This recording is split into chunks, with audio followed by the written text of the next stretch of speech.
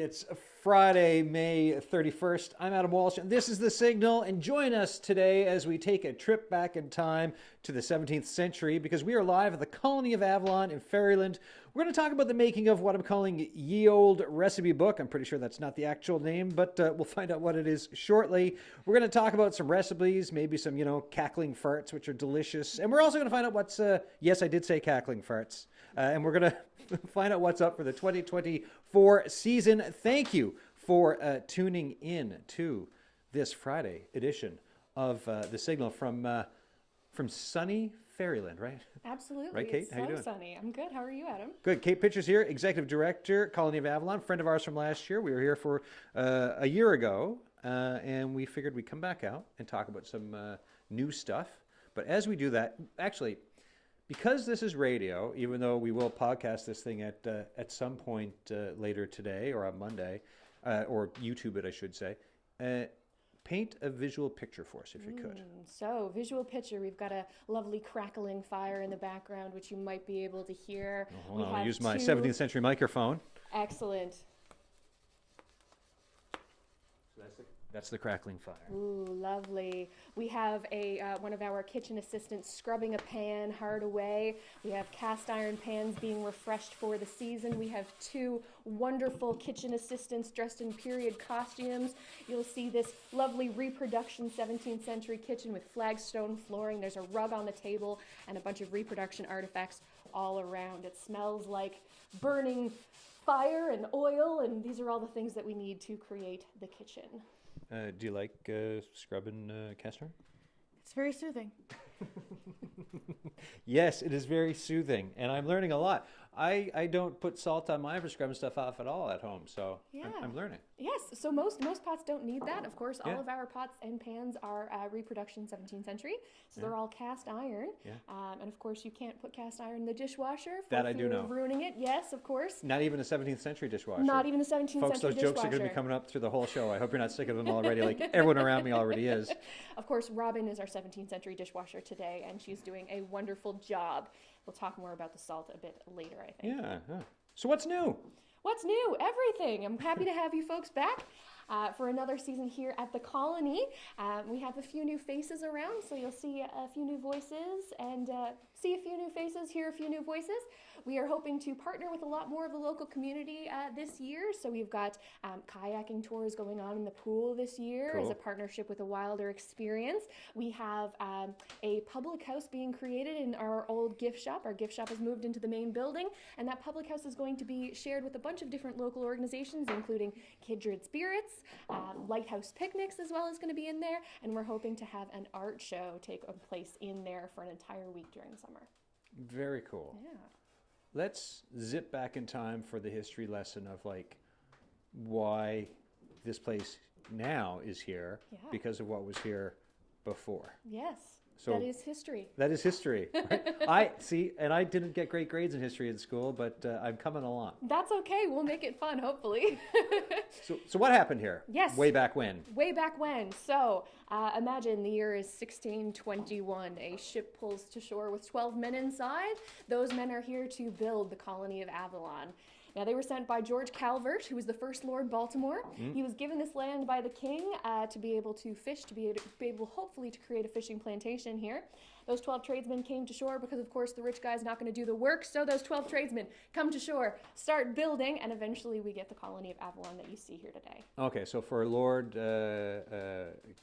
Baltimore, sorry, Lord Baltimore, back then it was like, go forth, do the thing, and once my ye old house is built, Yes. then I shall set foot onto the soil. Exactly. So the first building that was constructed was the forge. So they had a place to keep warm, so they had a place to have their lovely shed parties, which we talk more about on that tour. And then they built the mansion house. So that mansion house was 2 stories high, beautiful solid wood flooring in there, lovely thick stone walls, and his family stayed there. He came first. Spent a lovely summer over here. He decided this is the best place in the world. I want to take my family there. took his family over. They stayed for about a year and a half, had one of the worst winters on record, and said, no, this is not for me. I'm going to leave. And he ended up going down to Maryland. And that's how we end up with the city of like Baltimore and stuff, right? Exactly, yeah. So his son ended up creating the colony in Maryland, and that's where Baltimore, Maryland comes from. So yeah, John Pike's here with me. So John, that's The Wire season 1, like the original season 1. Throw us back in season 4 too. All right. Yeah, so for The any Wire is Wire us. Yeah, Yes. so any of The Wire fans out there, an old dated television reference from a little while ago now, but anyways, still holds up as a show for the most part. Sure. All right, so that's some of that's the broad strokes of things. Yes. You've also been finding out so much more about like the folks who've been like the real people who've been here over the years and working. Tell us about that. Yeah. So over the years, we've been trying more and more to not just focus on the fancy people, so not just focus on the lords and ladies Baltimores of the past, but instead focus on those untold stories. So Sarah Kirk is always a really big one. In fact, she was Lady Baltimore, but after her husband was imprisoned, she ended up turning the colony into a really powerful mercantile endeavor. We also talk about who are the people in the kitchen? Who are doing things over here? Who are those 12 tradesmen? Why were they so important? And trying to get a full story instead of just focusing on the bright and shiny. Yeah, because I mean, you're an archaeologist. Yes.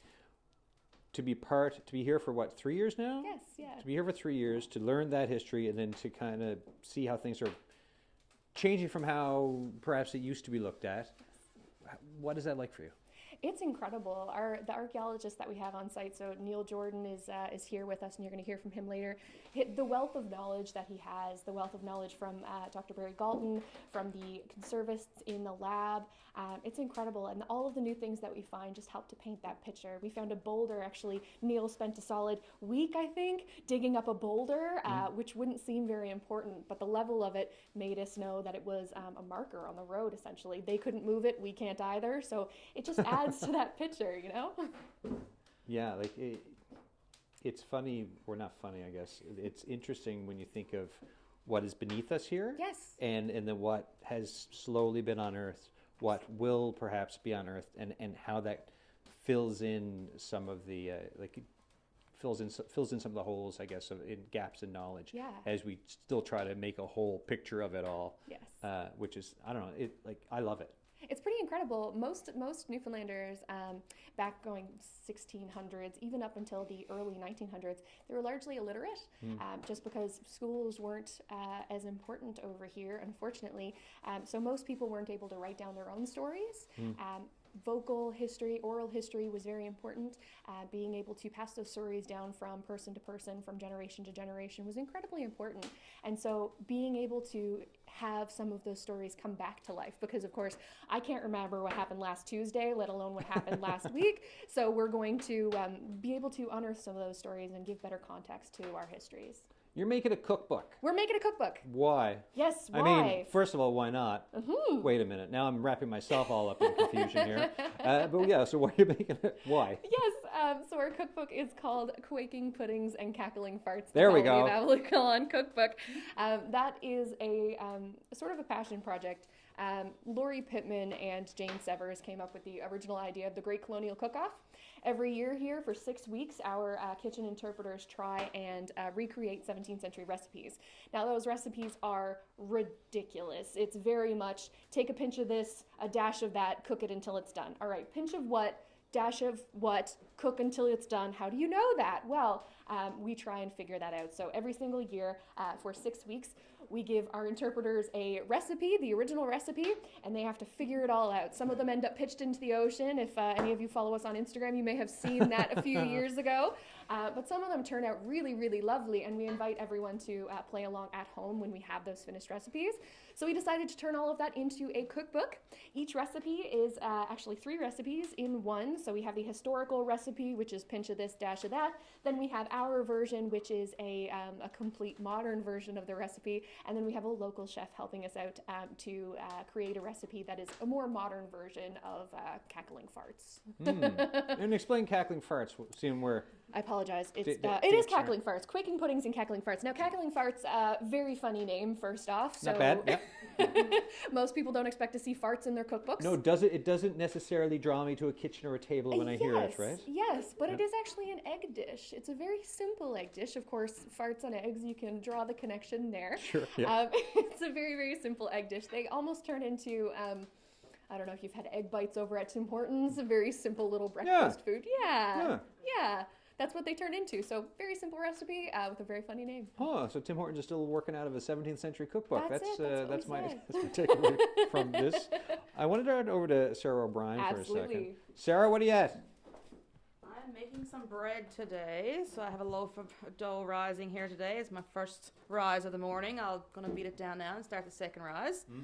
So then after a second rise, normally I do try to bake it after second rise, just because it will be finished at the end of the day when I try to leave. But then third rise, sometimes it happens just because I've been busy with tours all day, we're having a very exciting day at the colony or something like that. So then to bake it, what I would do, I'd take my Dutch oven, which is a large cast iron pot, and then I would preheat it above the fire for about 45 minutes to get about 400 degrees, of course. And then I would let it rest for about 5 minutes, let it cool just a little bit. Then I'd form my nice lump of dough like that, and I would plop it into the cast iron pot. And what I would do, I would collect embers from below the fire, put it into a bed of ashes, put my pot with the dough inside, of course, don't forget that, into the bed of ashes, put more embers around the pot and on top of the pot, so you have a nice evenly heated pot, embers around the sides, bottom and top. About 45 minutes for the loaf. Yesterday, about an hour, because of course the pot was not hot enough, but that's okay. Some days I will undercook or overcook the bread, but either way, it's still good. So this is not how you cook at home, I imagine, because that would be weird. What? I don't have a wood stove at home. Oh, you don't. So there you go. So have you done this yet? Not with the bread. Okay. Maybe some burgers and fries, yes. Okay. What is it through doing this role? Like, what has this type of cooking kind of taught you, or what do you think about when you do this? I definitely think about foraging, because of course that's all they really did here. Because of course you couldn't go to the store and buy your dandelion, because of course dandelion grows from the ground here naturally. But here I've definitely learned how to make the bread, definitely to perfect it. I've tried cooking different things on the fire. It's a different type of cooking for sure. There's no controlling of the heat, but learning definitely how to cook on fire is a little hard. When we talked last year, you were doing a different job. What changed? Well, last year I was part-time in the kitchen, part-time in the gift shop. Now it's full-time in the kitchen. So a little different. It's getting dirty every day, learning new things every day, wondering if what is growing in the garden that I can go over and pick right quick and come over and make something different for the tourist that day. Hopefully someday when the garlic scapes come up, I can go over and chop a few off there and try to make something out of that 17th century style. I'm going to try and get a lot of things from the garden. Cool. What other types so bread, you're looking at some scapes once like, and by the way, like if we were in Deer Lake right now, you'd be doing that, because I got a picture from one of my garden shows the other day and the scapes are all up. It's looking, looking fantastic, but, we maybe up or almost there. I might be exaggerated by a week, but either which way, we're here. They're not up. It's a bit foggy, a bit chilly outside. What are some of the other things that you've made so far? Like, is it stews? Because like there's no potato in this stuff, right? No, there's no potato until the Irish cream. Hard fact for me, because I love a potato, any style of potato. But here, the fish stew, stewed fish that I made, actually stewed fish. So you actually it's just fish and a bit of anchovy paste. It made it so delicious. It was amazing. And then after we cooked the fish, of course, I did slice up a piece of our bread, of course, and fried it on the pan. So I had a bit of bread and the fish. So it did a little different than Newfoundland fish stew. No potatoes, but hey, they didn't have them. No, exactly. So you can't use them. No. So like now, because you can't use potatoes, like in your own personal time, are you eating more potatoes at home because of this or what? Let's say I might have something back in the other kitchen that I can cook some fries. Amazing. Thank you. I might check back in with you if you're still around at the end of the show, but if not, thanks for the little chat there. Thank you. All right, folks, we're live from the, this is The Signal. I'm Adam Walsh. We're live in a, I still don't see any sun. I think we're still, cased in with fog here today, but at the Colony of Avalon. We're going to throw to a song, and I think we've got a song by Morgan Toney. Morgan took home the Indigenous Artist of the Year title at this year's ECMAs. So here's Ko Joie, and we'll be back in a couple of minutes.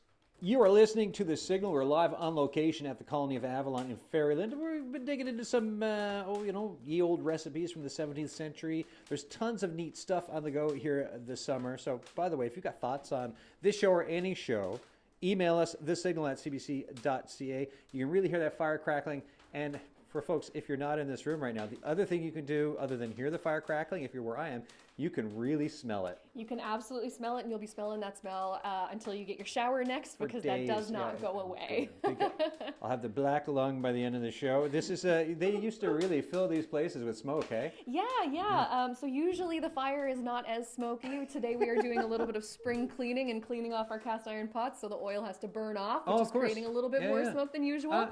How much spring cleaning do you get? Like, to open this place up, it must be a massively big job to spring clean. It's a fair amount of work, yes. We clean our pots about twice a year, so the beginning and the end of the season. That's just to make sure that they stay good, and then everything else is cleaned almost daily. There you go. I wanted to ask you about heritage for heritage's sake, and because it's this thing in my head. Yes. And I'd like it explained if you could. Absolutely. So there's a really big push within the heritage community very recently to be able to preserve heritage for heritage's sake. So we love having our visitors. We're now opened up for the season. We extended our season, which was so exciting for us to be able to do. But heritage has a value outside of what it brings to tourists. We think that heritage is something that should be protected and preserved regardless of the visitor impact that it has. Even though we love having people down here, we love being able to share our history. Heritage is something that shouldn't just be reliant on the tourism dollars that it brings in. Hopefully everyone recognizes that heritage has value for heritage's sake, has value for the culture it's protecting, has value for the history that it's protecting, and for what it says about the community that it's in. So what being here is, so folks, you're listening to Kate Pitcher there, Executive Director of the Colony of Avalon. Being here for 3 years, with all the learning you've done, integration with the community, interdigitating, so to speak, heritage for heritage's sake, what do you see here as the benefit from the history, the culture that's being preserved, and for folks to kind of see? Yes. So the biggest thing here is the amount of locals we have working for us. So everyone here has their own story to tell. Some people have been working here for over 30 years. So we're very proud of the staff at the Colony of Avalon and the tales they're able to bring.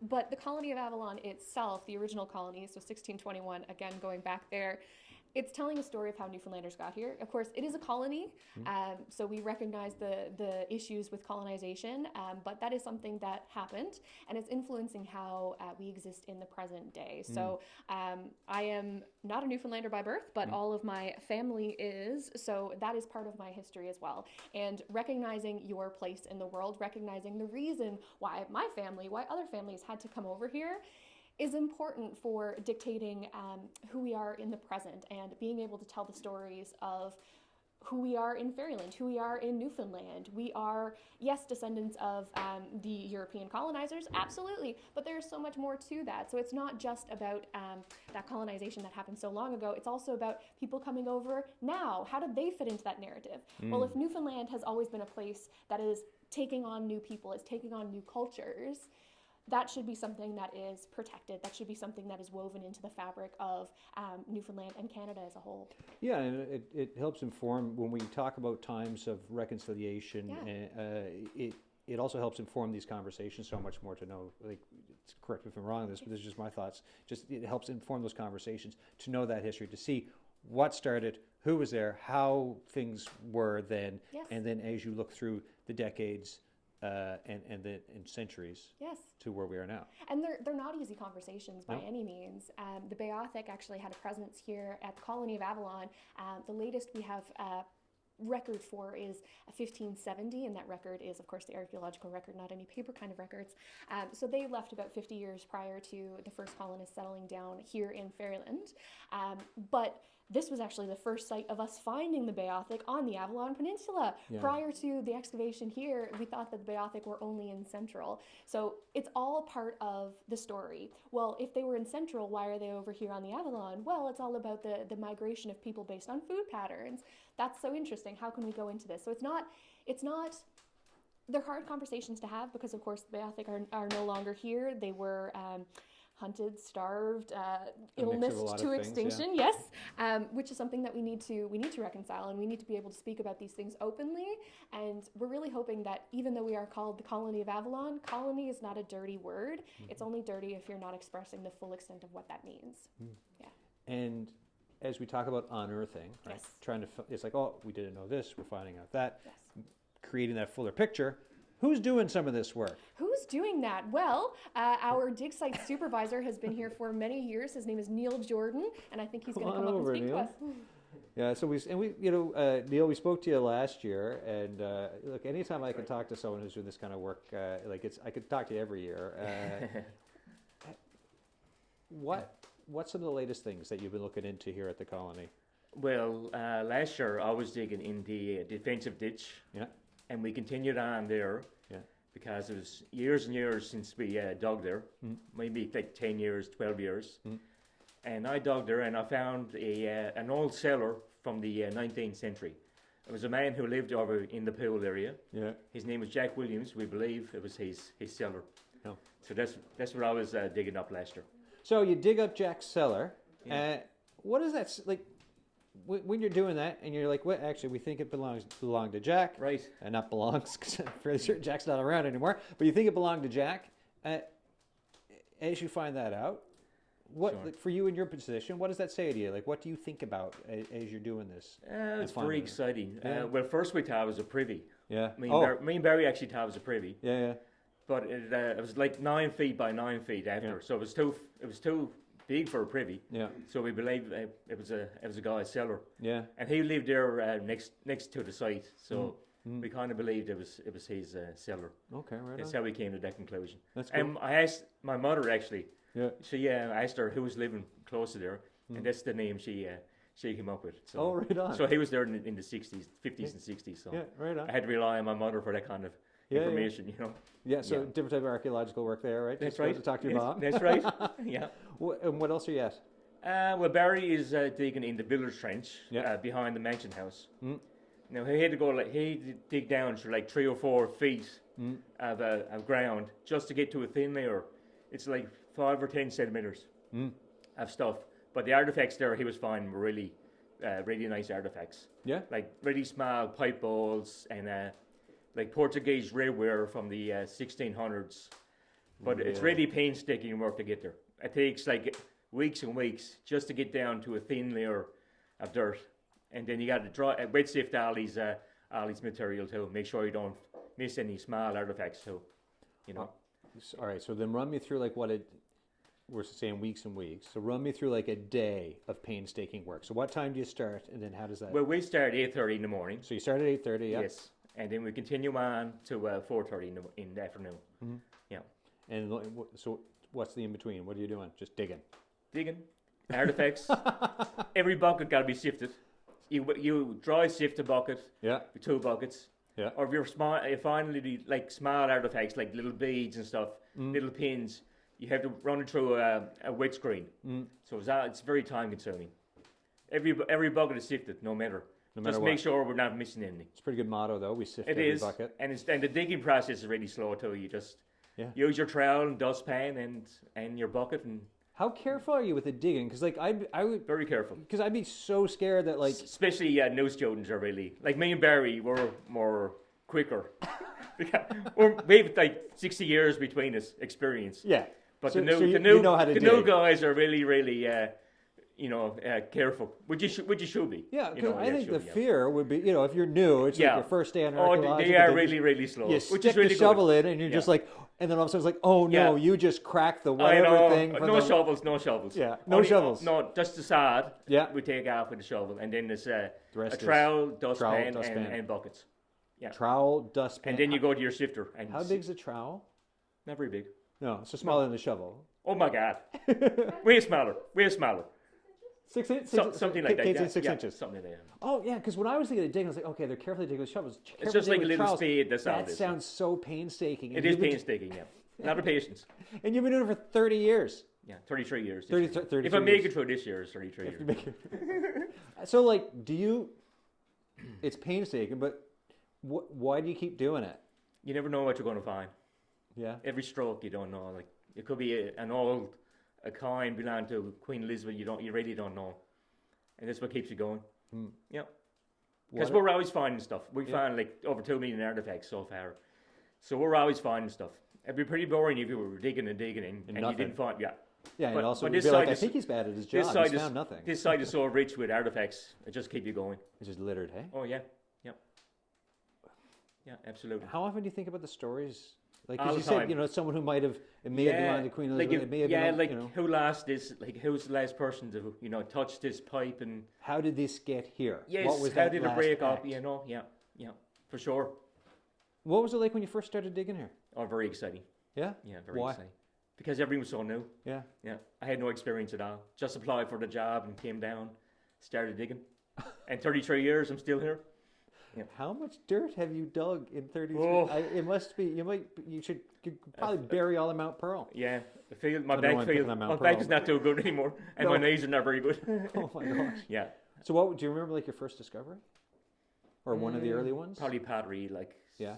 17th century pottery maybe. 17th century. I would say, yeah. Yeah. Because pottery is so plentiful. We find a lot like from North Devon, England. That's the most common find then. And tobacco pipes are like thousands we found over the years. Yeah. Because they broke really easy. The pipes were really fragile. Yeah. So they're easy to break and people just discard them. Then, yeah. So then what do you think Disappointing. about life from back then? When you think about like what you went through, Yeah. it must be so cold. Yeah. Yeah. Well, Lord Baltimore was only here one winter and he had to leave. It was, I mean, the conditions weren't very, very good. he could You could imagine, right? he could have cut it, right? Couldn't cut He it. was just like, no. First, snowboards. Yeah, Yeah. first sign of snow, he's like, That's no, right, I'm bye. out of here. I'm just I'm heading out of south, right? That's right. Gotta I'm go, out of here. Yeah. right? Gonna go start the show The Wire down in That's Baltimore. right. What's in the box? I think it's a pipe. Here, pop it Reconstruction of a pipe. Yeah. If I can get it open. Oh. Oh. All right, so Now you describe. can see why it was easy to break Yeah, off. like I was thinking, like Yeah. like pipes we got nowadays. This- This is like a really long. It kind of Yeah. looks like. So if you ever seen those like in TV opium pipes, the long Yeah, ones from back I in the know. day in television, Yeah, it looks like that. Sherlock Holmes, yeah. Yeah. Yeah. But we don't find like anything intact. Like we might find like a piece right here. Yeah. And that's the extent of it. Or the Yeah. pipe over the tobacco went in. Yeah. That's probably what we will find, right? We don't find like the whole thing. It's too bad we don't, but no. Last year we talked about parasites. Oh, parasites, Yeah, like because people were not in great health over here either. My were God, they? no. Right, tell me about it. Well, people didn't live very long. Yeah. You know, and maybe probably 40 years, maybe it was life expectancy back then. Yeah. You know, the medicine wasn't very good, and you know. Being from this area, and then doing what you're doing, like I find your story really interesting because you're a part of the history here, Oh, sure. which is kind of like Yeah. Because we studied this in fifth grade. We studied this in history books, yeah. and now we're digging it up, the history. You know, like it's come full circle for me. You know. Yeah. Yeah. Do you, as you keep filling in those blanks, what do you think about that when it comes to your role with helping everyone else understand what was here and what happened here? Well, it's like you're filling in part of your own history, right? Yeah. Because you know. Yeah. That's cool. Yeah, it's cool. What's the big dream? Like, what's the big hope before you? Like, if you make it through the rest of this season and you Well, we haven't more, found the cemetery yet. Yeah, so you're still looking for the That cemetery. would be the big find. Yeah, We haven't found it. but We you had- know it's here somewhere though. We had right? someone here from British Columbia Yeah. years ago, and actually Kate volunteered with Robin Lacey, Mm.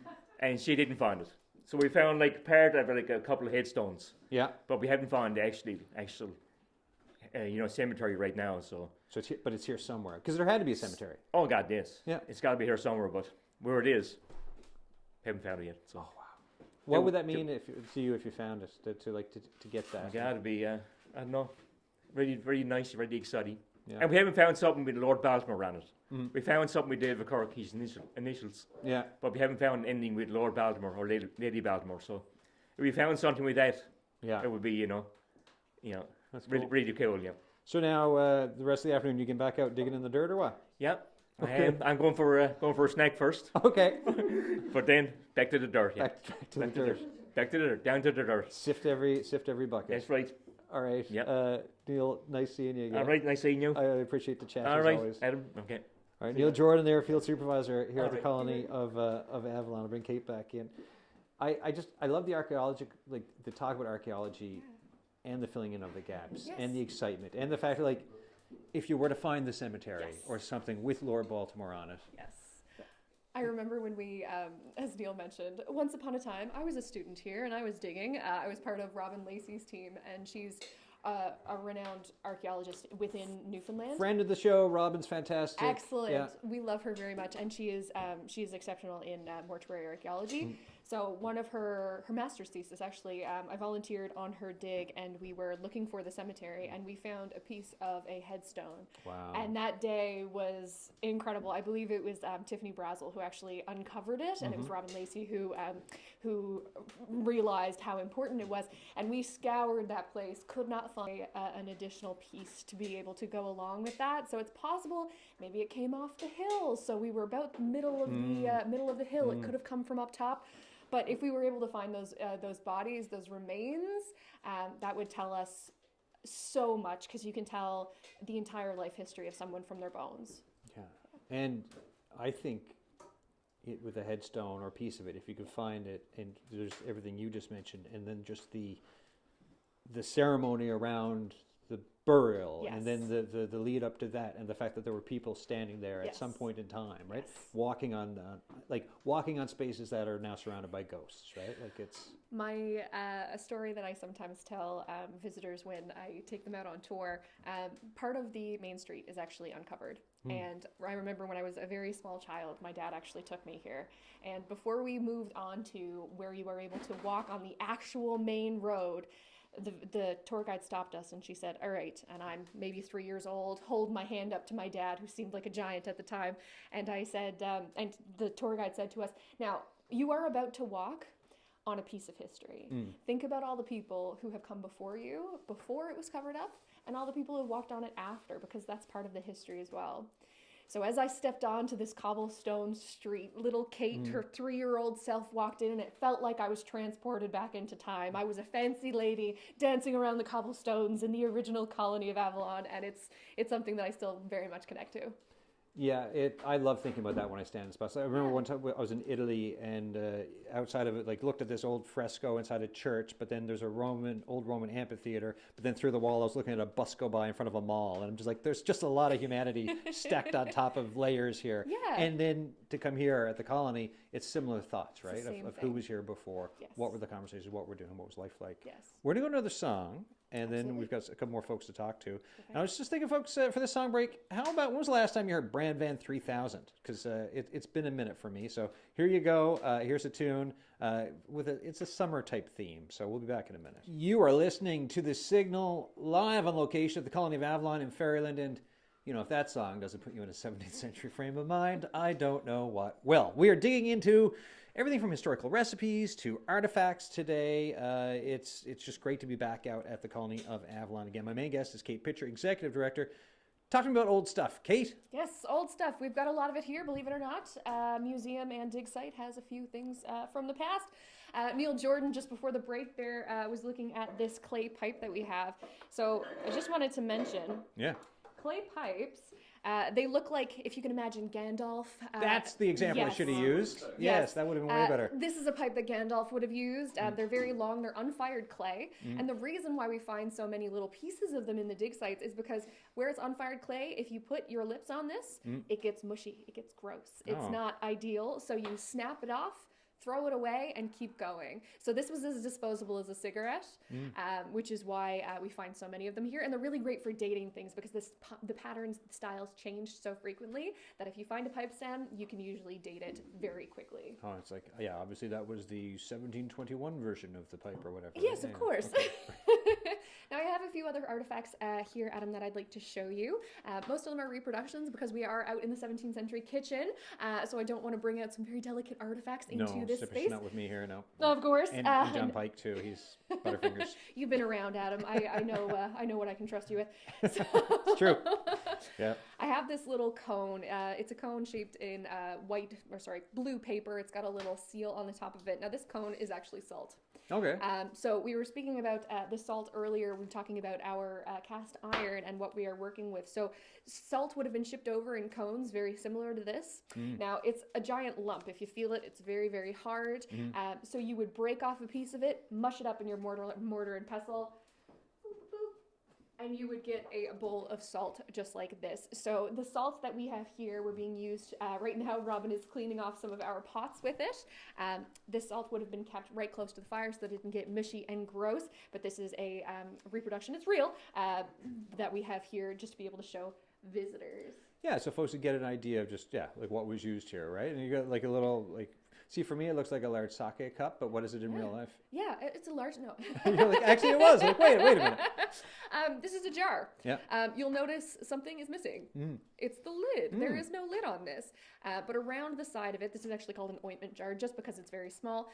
And there's a little rim that runs along the side of it. Now, they didn't have plastic covers, obviously, and they could use a few other things. But if you wanted this to be watertight, the best way to do that would be to take a hog's bladder. So you take the bladder of an animal, which is already watertight. You would lay it on top. You would tie a little piece of twine on it, and it would seal watertight. So as it dried, it would dry down, create that lovely, lovely vacuum seal. And that's actually, if you remember old style jams with a little piece of fabric on top of the little twine, that's just an evolution thereof. So it was a nice homey reminder of what things used to be. So hog's bladder. Hog's bladder. Hog's bladder. Yes. So, okay. Pig. Yeah, so some of my issues with coffee cups at work, hog's bladder. That's it. They'd solve it right away. Right. They sell synthetic ones now. They're just as disgusting as the real thing. I'll give you a pack. All right, excellent. Well, that'll make everyone happy back at the plant. Yeah. What else do we got? The next thing I have here is actually, it is an artifact. It is still kept in its secret carrying case here, so it is all protected on all sides. One of the reasons that this is always going to stay in this case is because it is actually made out of lead. So this is a hair comb. Yeah. Now they didn't shower as often, but one of the best ways to keep your hair clean is to brush out the oils every day. So you would brush your hair, brush, get all those oils out. But this is a special one. So this is made of lead, as I mentioned, and as the grease reacts with the lead in the comb, it would turn black. So this is a great way to hide your grays. Oh. Yeah. So there's a little tip, right? Just get a lead That's comb. it. Just take lead, put it anywhere on your body. It's great for you. I see no issues with that long term. So those are some of the artifacts that we have here. We also have a bunch of reproductions. One of the best artifacts that we have, in my opinion, is the puzzle jug. Now, anyone who has seen anything about the Colony of Avalon knows about the puzzle jug. I believe, Adam, last year you actually drank out of it. Yeah, you're supposed to figure out how to drink out of it without getting wet, because there's like so it's a weird looking jug with something that may or may not be a spout on it, and then there's holes, and you put water in it, and it's like, you know what? If you would ask me to drink from that now, even though last year I learned, I'd still get it wrong. Well, it's on Instagram, I believe. So if you want to watch Go Adam back and make check a it fool out. out of himself, go check that Oh, out. people watch it every day. So you'd be handed this cup. It looks like a cup. It looks like a pitcher, really. It's got a lovely handle on it and some flower cutouts around the middle. So you'd be given this, and they would say you can drink from this, but you cannot pour. So there's a secret way to be able to drink out of this. And of course, if you've had a few beverages prior to, it gets extra funny. So we like to say this is a great representation of how they worked hard and played hard as well. Now, these pots are actually made by a local potter, and we have a lot of reproductions here from the site. And I believe Robert Kenny is actually going to speak about that. Robert Kenny is our new gift shop manager, and I'll pass over to him. All right, so Robert's coming down. Hello. How many years have you worked here for, Robert? Let's see, 3 weeks. 3 weeks. All right, so a short period of time. How did you tell us the story about how you got here? Well, Fairland is not any mystery to me because my family hail from Fermuse. Yeah. A couple of settlements, well, if we're going down the shore, but we call it up the shore. Yeah. So summers were spent back and forth between St. John's and coming up the shore to the cabin that we were building at the time. Colony of Avalon is really something that was an amazing thing to see in a very picturesque part of the southern shore. I am not come from away, but I'm a return from away. Oh, yes. Having moved away about 30 years ago to seek my fortune abroad, returned with my partner, and we bought a house in Cape Royal. So we are still part of that area. Oh, cool. And happened to walk by, having walked my dog here, and I said, "What's going on, Kate?" And she's like, "We're just getting ready for the season. Are you hiring? Why, yes, we are. And here we are today. Cool. And I come from a very long history of retail management abroad. But it was interesting to be able to take that experience that I have abroad and bring it back into something that's very valuable to me as the heritage part of it, and to be able to talk to the people who are coming from abroad back here. And there's a sense of pride to be able to have that conversation openly and very legitimately about what it was like in my past, short few years on the planet, my history, and to be part of the history that's uncovered here. Cool. So tell us now.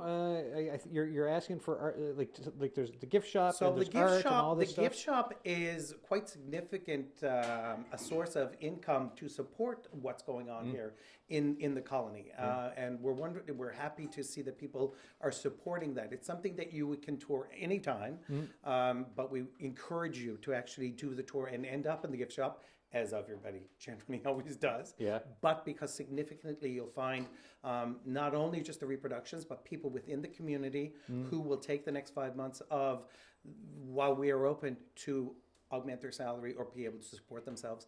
And what we look for in that gallery and in that gift shop are things that are significant to the colony or significant to the life and lifestyle that are here. Knitwear, craft, painting, wood turning. We have everything that's in there, but again, significant to the place that's here. So we're looking for makers all the time on consignment. So that's really something that we put our call out about in the past couple of weeks, and so we continue to do so. So makers, The makers in the area, but not necessarily just local to this area, because there are people who are inspired by Fairyland in general, but specifically the story that are here. And it could be just the story, or it could also be the materials that were used at the same time.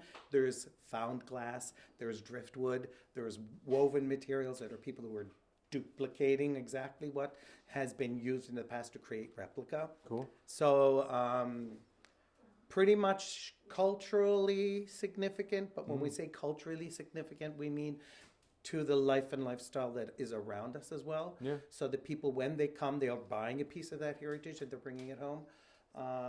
And the majority of what we have in there can very easily be put in a suitcase, or the largest pieces that we have are paintings, but we can ship if that's necessary. But at the exact same time, we have people coming from Alberta and Winnebagos, so that's a very simple thing for truly. They're taking the tour to come all the way down, and it's been very busy already. Yeah. So it's been quite interesting to see that the demand and the want to come this far south from St. John's, it's good. Yeah. Because the stories they tell, oh yeah, we stopped in St. John's for a couple of nights, and they just want to get out and get into it and Explore. see. So they're coming for these experiences.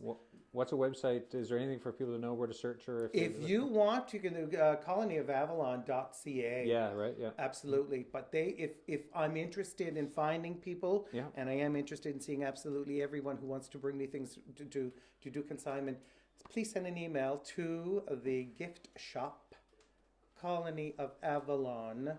.ca. The gift shop, colonyofavalon.ca. Gift shop. Gift Just shop. Gift shop. Know that. At colonyofavalon.ca. All right. Last question before I let you go. Yeah. What's it like moving home again? I had to rehearse in 25 words or less who I am and where I'm from. Yeah. Right? Because then I'm not so far away, right? Because once they figure out my last name, Kenny, it's a matter of figuring out which Jim Kenny is my father. Just placing you. Right, exactly. There you go. Coming home is absolutely the best thing that I have done in a very, very long time, because I'm blown away on a regular basis to see how this little province is still maintaining a global perspective on a lot of things, and that mentality is a lot more international than a lot of people think. And there's a lot of things still happening in Newfoundland, man. Yeah. There's a lot of young people who are coming back here and making it happen because you can do it, and it's very easily to be done. Well, nice meeting you. My pleasure I'll to see meet you as well. I'll see you in the gift shop. Thank you so much. All right, see ya. Kate Pitcher, come back in to bring this show home. And is there anything we haven't covered yet? We covered a ton of stuff, and all the cast iron is clean at this point, and the bread is probably on its third or fourth rising by now. There's always something new, Adam. There's always something new to see over at the Colony of Avalon. But I think we've covered all of the major things.